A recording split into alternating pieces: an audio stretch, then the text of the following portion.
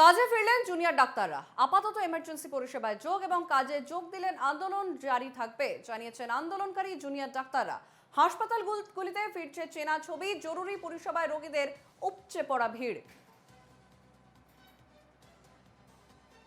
আমাদের সঙ্গে সরাসরি রয়েছেন আমাদের প্রতিনিধি আরজিকর থেকে সুস্মিত মজুমদার। সুস্মিত, যেমনটাই জুনিয়র ডাক্তাররা জানিয়েছিলেন গতকাল তাদের দীর্ঘজীবী মিটিং এর পর যে আজ থেকে তারা তাদের কর্মবিরতি তুলবেন এবং তারা জরুরি পরিষেবায় কাজে যোগ দেবেন, এবং ঠিক সেই মতো আজ সকাল থেকে বিভিন্ন হাসপাতালে চেনা ছবি দেখা যাচ্ছে।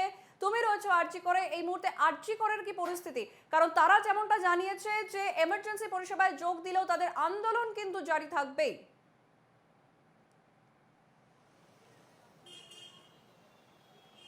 সঞ্চারী, একেবারেই তুমি যেমনটা বললে, প্রথম থেকেই কিন্তু আমরা সকাল থেকে যে বিভিন্ন হাসপাতাল দেখিয়েছি, সেই একই রকমের চিত্র কিন্তু আরজিকর হাসপাতালেও।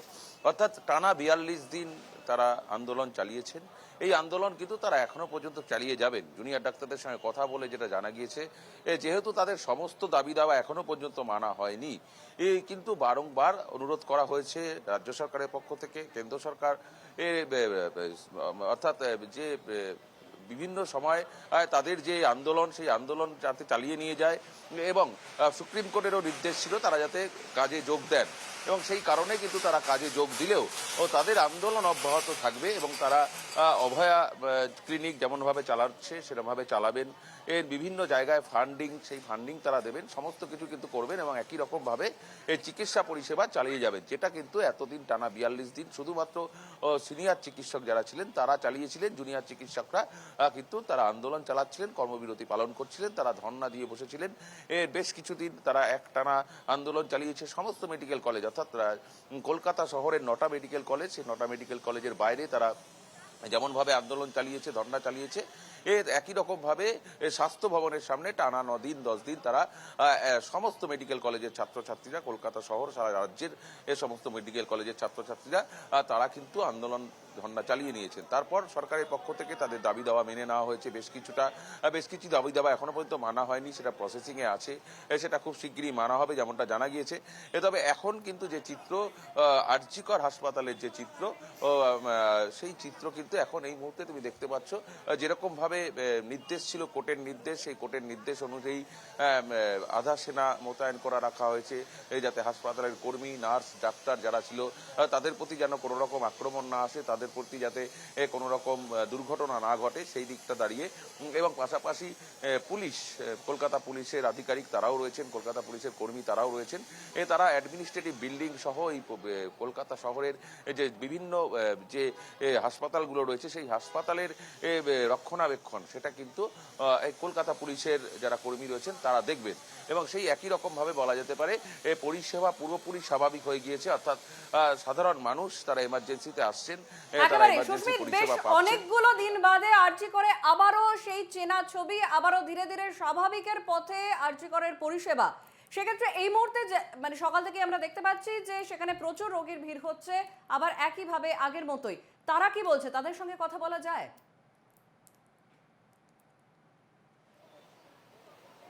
দেখো, একেবারেই এখানে যারা আছেন রোগীর পরিজন, আমরা একটু চেষ্টা করব কথা বলার এই মুহূর্তে। দিদি, কথা বলি, এতদিন তো পরিষেবা বন্ধ ছিল, আজকে আবার নতুন করে খুলেছে, কি বলবেন? পরিষেবা পাচ্ছেন আপনারা? अभी कुछ नहीं बोल पा रहे हैं। দেখো, একেবারেই তার পেশেন্ট ভর্তি রয়েছে, তারা ট্রমার মধ্যে রয়েছেন এখনো পর্যন্ত, সেই কারণে স্বাভাবিকভাবে তারা একটু দুশ্চিন্তায় রয়েছেন। এই মুহূর্তে কথা বলা সম্ভব হচ্ছে না। আমরা আবারও চেষ্টা করব, যদি কোনো রোগীর পরিজন থাকেন তাদের সঙ্গে একটু কথা বলার চেষ্টা করব।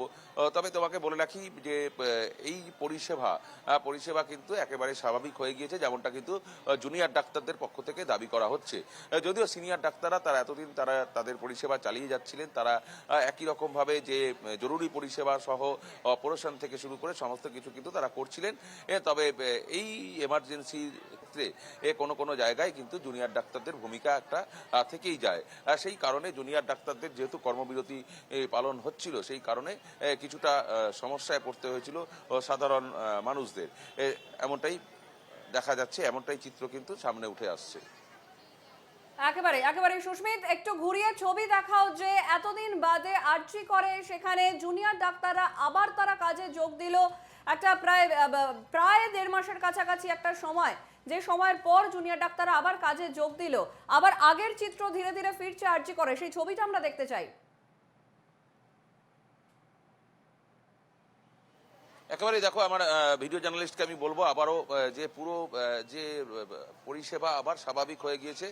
পুরো হাসপাতালের যে চত্বর, অর্থাৎ যেখান থেকে মানুষ আসা যাওয়া করে, সব থেকে শুরু করে তো একদম পুরো যে আরজি করের পরিকাঠামো, অর্থাৎ বলা যেতে পারে যে ম্যাপটা, আরজি করের যে চেনা চিত্র, সেই লোক পরিজন আত্মীয় স্বজন যারা আছেন রোগীর, তারা তাদের যে ভিজিটিং আওয়ার, সেই ভিজিটিং আওয়ারে তারা দেখতে আসছেন।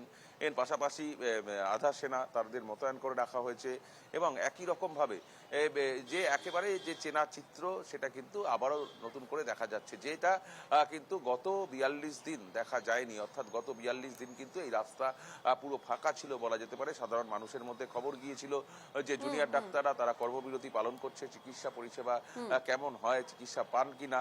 কেউ কেউ ট্রমায়, আতঙ্কে তার যে রোগী ছিল সেই রোগীকে কিন্তু এখান থেকে ছাড়িয়ে নিয়ে যায়, এমন চিত্র আমরা কিন্তু দেখেছি। আমাদের এনকে টিভিতে সেই খবরও দেখানো হয়েছে যে জুনিয়র ডাক্তাররা কর্মবিরতি পালন করছে, তার পরিজন তিনি পরিষেবা পাবেন কিনা, সেই কারণে নিজস্ব বন্ডে সই করিয়ে সেই রোগীকে এখান থেকে ছাড়িয়ে নিজস্ব যে ব্যক্তিগত নার্সিংহোম রয়েছে, অর্থাৎ প্রাইভেট নার্সিংহোম রয়েছে, সেই প্রাইভেট নার্সিংহোমে নিয়ে যাওয়া হয়েছে, এরকম খবরও কিন্তু দেখানো হয়েছে। তবে আজকের সেই চিত্র কিন্তু একেবারেই নেই বলা যেতে পারে। সাধারণ মানুষ আসছে, যদিও একেবারেই সুস্মিত, আমরা দেখতে পাচ্ছি সাধারণ মানুষ আবারও ভিড় জমাচ্ছেন, আবারও তারা আসছেন আরজি করে। বেশ কিছুদিন ধরে, বিগত বেশ কিছুদিন ধরে আরজি করে যে চিত্র দেখেছিলাম, সেখান থেকে আস্তে আস্তে ধীরে ধীরে বোধহয় আবার ছন্দে ফিরছে আরজি কর। পরবর্তীতে কি হয় সেদিকে নজর থাকবে আমাদের। আপাতত তোমাকে ধন্যবাদ সুস্মিত।